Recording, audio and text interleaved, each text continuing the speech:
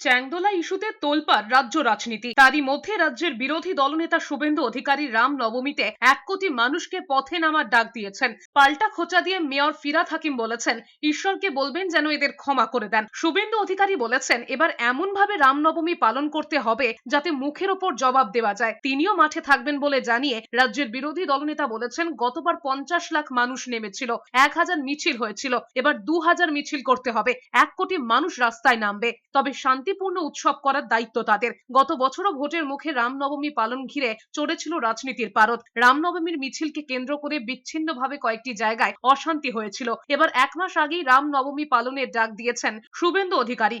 যারা রাজনৈতিক কারণে খারাপ কথা বলেন তাদের জানা উচিত, খারাপ কথা বলে মানুষের মন জেতা যায় না। ঈশ্বরকে বলবেন যেন এদের ক্ষমা করে দেন। ভালো করে রামনবমী করবেন, আমিও থাকবো মাঠে। গতবারে 50 লাখ হিন্দু নেমেছিল, 1000 মিছিল হয়েছিল, এবারে 2000 মিছিল হবে, 1 কোটি হিন্দু রাস্তায় থাকবে।